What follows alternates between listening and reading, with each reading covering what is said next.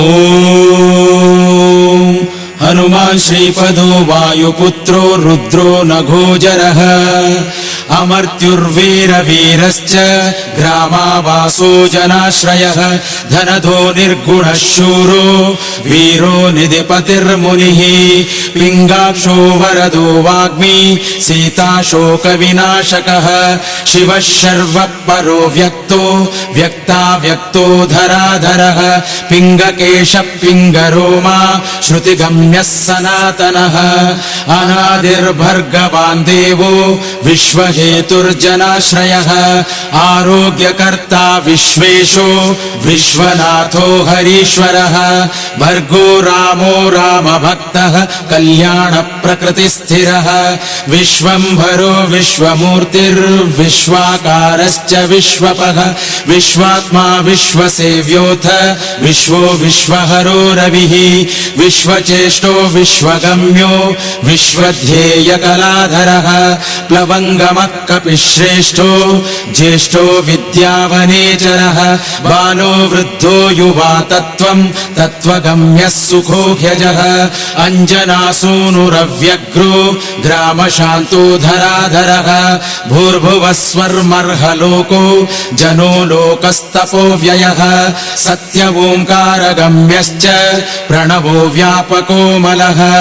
ಶಿವೋ ಧರ್ಮ ಪ್ರತಿಷ್ಠಾತಾ ರಾಮೇಷ್ಟ ಫಲ್ಗುಣ ಪ್ರಿಯಃ ಗೋಷ್ಪದೀಕೃತವಾರಾಶಿಃ ಪೂರ್ಣಕಾಮೋ ಧರಾಪತಿಃ ರಕ್ಷೋಘ್ನಃ ಪುಂಡರೀಕಾಕ್ಷಃ ಶರಣಾಗತವತ್ಸಲಃ जानकी प्राणदाता च रक्ष प्राणापहारकः पूर्णसत्त्वपीतवासाः दिवाकर समप्रभः द्रोणहर्ता शक्तिनेता शक्तिराक्षसमारकः रक्षोघ्नो रामदूतश्च शाकिनी जीवहारकः भूभुक्तारः हतारातिः गर्वपर्वतभेदनः हेतुर्मा प्रांशुबीजञ्च विश्वभर्ता जगद्गुरुः जगत्त्राता जगन्नाथो जगदीशो जनेश्वरः जगत्पिता हरिश्रीशो गरुडस्मयभञ्जनः पार्थध्वजो वायुपुत्रो अमितपुच्छोऽमितप्रभः ब्रह्मपुच्छः परब्रह्मो पुच्छो रामेष्ट एव च सुग्रीवादियुतो ज्ञानी वानरो वानरेश्वरः कल्पस्थायी चिरञ्जीवी प्रसन्नश्च सदाशिवः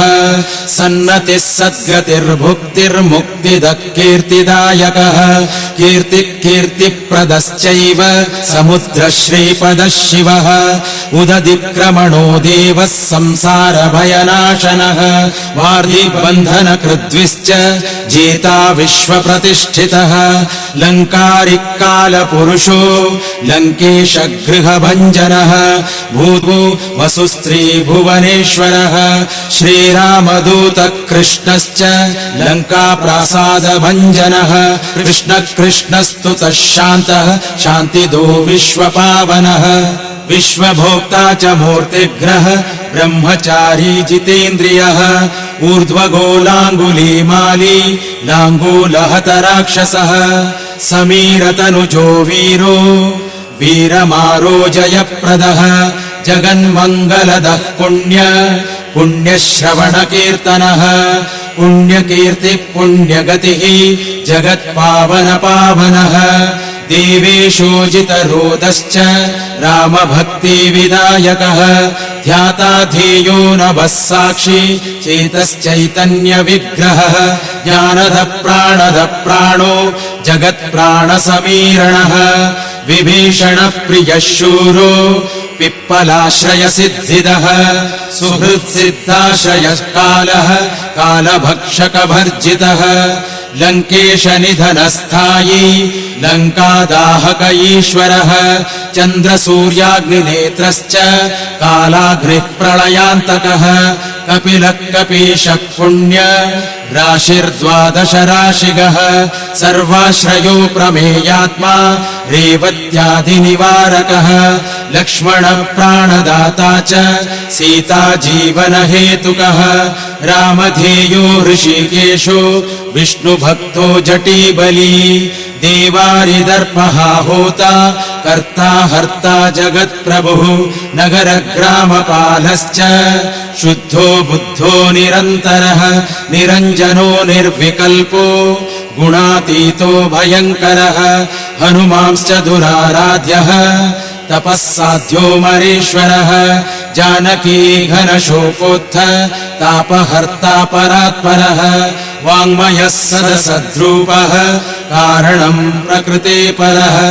भाग्यदो निर्मलो नेता उच्चलङ्काविदाहकः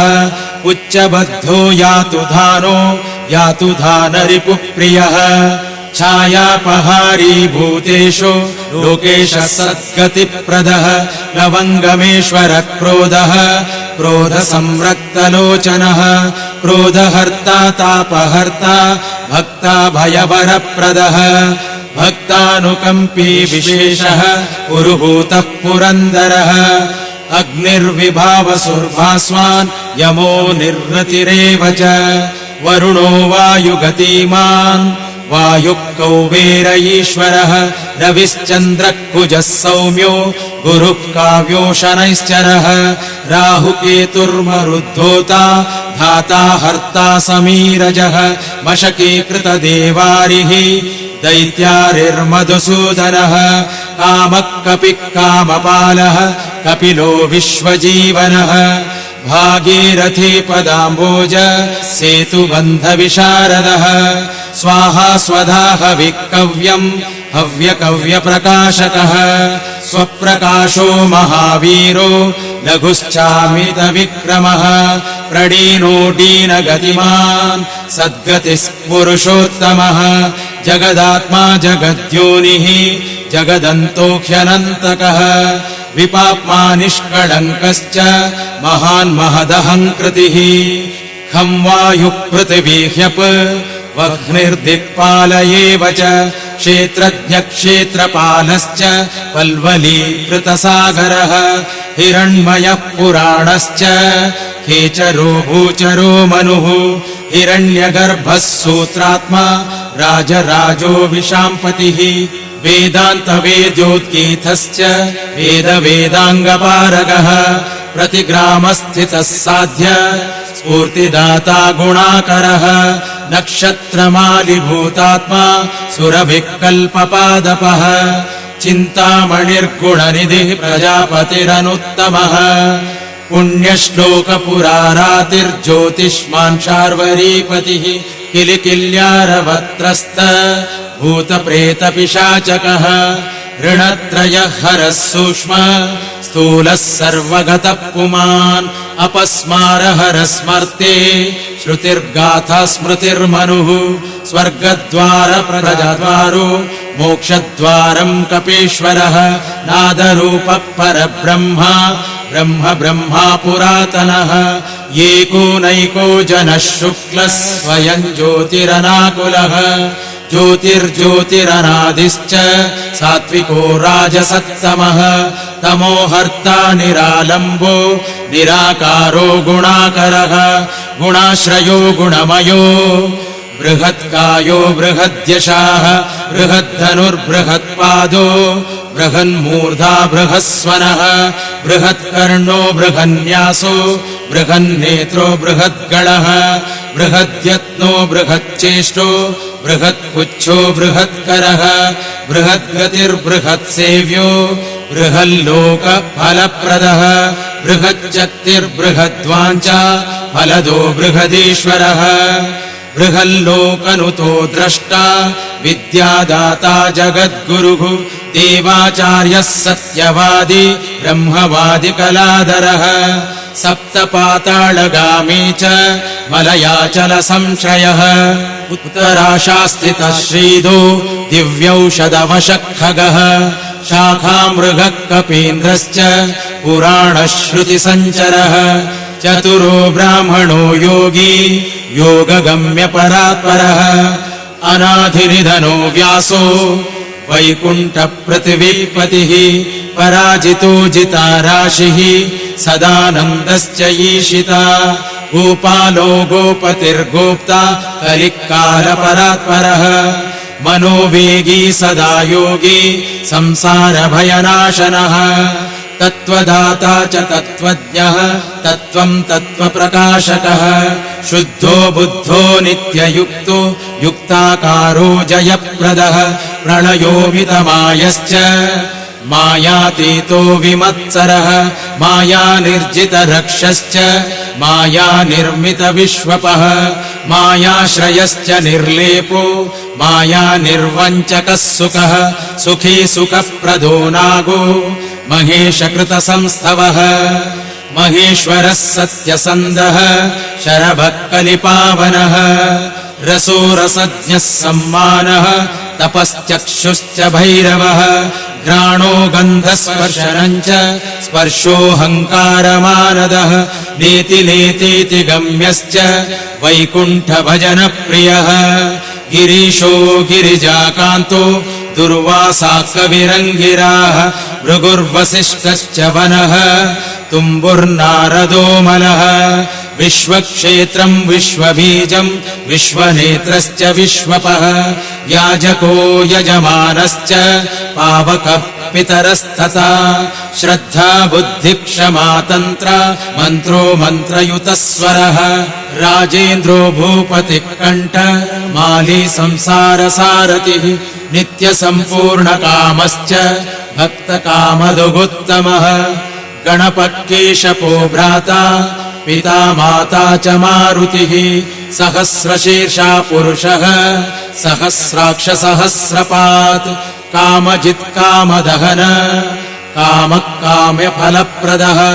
मुद्रापहारिरक्षोघ्नः क्षितिभारहरो बलः नखदंश्रायुधो विष्णु भक्तो भयप्रदः दर्पः दर्पदो दृप्त शतमूर्तिरमूर्तिमान् महानिधिर्महाभोगो महाभोगो महार्थदः महाकारो महायोगी महातेजा महाद्युतिः महाकर्मा महानादो महामन्त्रो महामतिः महाशयो महोदारो महादेवात्मको विभुः रुद्रकर्मा क्रूरकर्मा रत्ननाभकृतागमः अम्भोदिलङ्घनः सिंहो नित्यो धर्मप्रमोदनः जितामित्रो जयः सामो विजयो वायुवाहनः जीवदाता सहस्रांशुः मुकुन्दो भूरि दक्षिणः सिद्धार्थः सिद्धिदः सिद्धिः सङ्कल्पः सिद्धिहेतुकः सप्तपातालभरणः सप्तर्षिगणवन्दितः सप्ताब्दिलङ्घनो वीरः सप्तदीपोरुमण्डलः सप्ताङ्गराज्यसुखदः सप्तमातृनिषेवितः सप्तलोकैकमकुटः सप्तहोतास्वराश्रयः सप्तचन्धोनिधिः सप्त छन्दः सप्तजनाश्रयः सप्तसामोपगीतश्च सप्तपातालसंशयः मेधावी कीर्तिदः शोक हरिदौर्भाग्यनाशनः सर्ववश्यकरो भर्गो दोषघ्नः पुत्रपौत्रदः प्रतिवादी मुखस्तम्भो दुष्टचित्तप्रसादनः पराभिचारशमनो दुःखघ्नो बन्धमोक्षदः नवद्वारपुराधारो नवद्वारनिकेतनः नरनारायणस्तुत्यो नरनाथो महेश्वरः मेखलीकवची खड्गी भ्राजिष्णुर्विष्णुसारथिः बहुयोजनविस्तीर्ण उच्चपुच्छहतासुरः दुष्टग्रहनिहन्ता च पिशाचग्रहघातुकः बालग्रहविनाशी च धर्मो नेता कृपाकरः उग्रकृत्योग्रवेगश्च उग्रनेत्रः शतक्रतुः शतमन्युस्तुतस्तुत्य महातेजो महाबलः समग्रगुणशाली च व्यग्रो रक्षो विनाशकः रक्षोघ्नहस्तो ब्रह्मेश श्रीधरो भक्तवत्सलः मेघनादो मेघरूपो मेघवृष्टिनिवारकः मेघजीवनहेतुश्च मेघश्यामोपरात्मकः समीरतनयो बोधा तत्त्वविद्याविशारदः अमोघो मोघवृद्धिश्च इष्टदो निष्टनाशकः अर्थोऽनर्थापहारी च समर्थो रामसेवकः अर्थी धन्यः सुरारातिः पुण्डरीकाक्ष आत्मभूः सङ्कर्षणो विशुद्धात्मा विद्याराशिः सुरेश्वरः अचलोद्धारको नित्यः सेतुकृद्रामसारथिः आनन्दः परमानन्दो मत्स्यः कूर्मो निधिशमः वराहो नारसिंहश्च वामनो जमदग्निजः रामः कृष्णः शिवो बुद्धः कल्की रामाश्रयो हरः नन्दी भृङ्गी च चण्डी च गणेशो गणसेवितः कर्माध्यक्षः सुराध्यक्षो विश्रमो जगतां पतिः जगन्नाथः कपिश्रेष्ठः सर्वावासः सदाश्रयः सुग्रीवादिस्तुतः शान्तः सर्वकर्माप्लवङ्गमः नखदारितरक्षश्च नखायुधविशारदः कुशलः सुधनः शेषो वासुकीर्तः सर्वः स्वर्णवर्णो बलाढ्यश्च रामपूज्यो घनाशनः कैवल्यदीपः कैवल्यो गरुडपन्नगो गुरुः किल्यारावहताराति गर्वः पर्वतभेदनः वज्राङ्गो वज्रवेगश्च भक्तो वज्रनिवारकः नखायुधो मणिग्रीवो ज्वालामाली च भास्करः प्रौढप्रतापस्तपनो भक्ततापनिवारकः शरणं जीवनं भोक्ता नानाचेष्टो ह्यचञ्चलः सुस्वस्थोष्ठास्य हा दुःख शमनोपवनात्मजः पावनः पवनकान्तो भक्तगः सहनो बलः मेघनादरिपुर्मेघ नादसंहृतराक्षसः क्षरोक्षरो विनीतात्मा वानरेशः सताङ्गतिः श्रीकण्ठः शितिकण्ठश्च सहायः सहनायकः अस्तूलस्त्वर्णनुर्वर्गो देवः संहृतिनाशनः अध्यात्मविद्यासारश्च अध्यात्मकुशलः सुधिः अकल्मषः सत्यहेतुः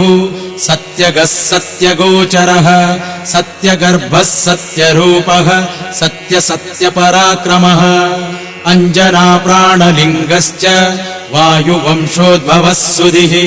भद्ररूपो रुद्ररूपः सरूपश्चित्ररूपधृत् मैनाकवन्दितः सूक्ष्म दर्शनो विजयो जयः क्रान्तदिङ्मण्डलो रुद्रः प्रकटीकृतविक्रमः कम्बुकण्ठप्रसन्नात्मा हृस्वनासो वृकोदरः लम्बोष्टकुण्डलीचित्र माली योगमिदाम्बरः विपश्चित्कविरानन्द विग्रहोऽनन्यशासनः फल्गुनी सूनुरव्यग्रो योगात्मा योगतत्परः योगवेद्यो योगकर्ता योगयोर्निदिगम्बरः अकारादिक्षकारान्त वर्गनिर्मितविग्रहः उलूखमुखसिंहः संस्तुतः परमेश्वरः शिष्टजङ्गः शिष्टजानुः शिष्टपाणिः शिखाधरः सुशर्मामितशर्मा च नारायणपरायणः जिष्णुर्भविष्णुरोचिष्णुः गसिष्णुस्ताणुरेव च हरिरुद्रानुकृद्वृक्ष कम्पनो भूमिकम्पनः गुणप्रवाहसूत्रात्मा वीतरागस्तुतिप्रियः नागकन्याभयध्वंसी रुक्मवर्णः कपालभृत् अनाकुलो भवोपायो नपायो वेदपारगः अक्षरपुरुषो लोकनाथो रक्षप्रभुर्दृढः अष्टाङ्गयोगफलभुक् सत्यसन्धपुरुष्वतः श्मशानस्थाननिलयः प्रेतविद्रावणक्षमः पञ्चाक्षरः परः पञ्च मातृको रञ्जनध्वजः योगिनी वृन्दवन्द्यश्च शत्रुघ्नोऽनन्तविक्रमः ब्रह्मचारीन्द्रिय रिपुः धृतदण्डो दशात्मकः अप्रपञ्चः सदाचार शरसेन विदारकः वृद्धप्रमोदश्चानन्दः सप्तजिह्वापतिर्धरः नवद्वारपुराधारः प्रत्यग्रः सामगायकः षट्चक्रधामा स्वर्लोको भयगृह्मानदो मदः सर्ववश्यकरः शक्तिः नेता चानन्तमङ्गलः अष्टमूर्तिधरो नेता विरूपस्वरसुन्दरः धूमकेतुर्महाकेतुः सत्यकेतुर्महारथः नन्दिप्रियः स्वतन्त्रश्च मेखली समरप्रियः लोहाङ्गः सर्वविद्वन्वि षट्कलः सर्व ईश्वरः फलभुक्फलहस्तश्च सर्वकर्मफलप्रदः धर्माध्यक्षो धर्मफलो धर्मो धर्मप्रदोऽर्थदः पञ्चविंशतितत्त्वज्ञः तारको ब्रह्म तत्परः त्रिमार्गवसतिर्भीमः सर्वदुःखनिबर्हणः ऊर्ध्वस्वान्निर्गणः शूली माली गर्भो निशाचरः रक्ताम्बरधरो रक्तो रक्तमाला विभूषणः वनमाली शुभाङ्गश्च श्वेतश्वेताम्बरो युवा जयो जय परिवारः सहस्रवदनः कविः शाकिनी डाकिनी यक्ष रक्षो भूतौघभञ्जनः सद्यो जातः कामगतिः ज्ञानमूर्तिर्यशस्करः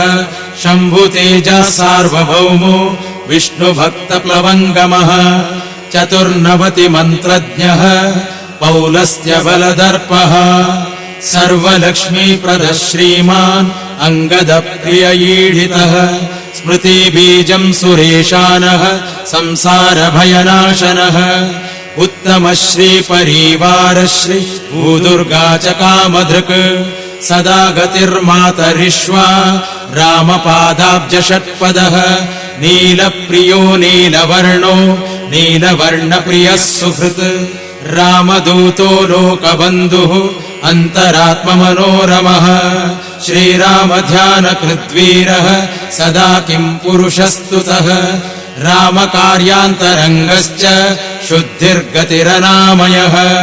पुण्यश्लोकः परानन्दः परेशप्रियसारथिः लोकस्वामी मुक्तिदाता सर्वकारणकारणः महाबलो महावीरः पारावारगतिर्गुरुः समस्तलोकसाक्षी च समस्तसुरवन्दितः सीतासमेत श्रीराम पादसेवाधुरन्धरः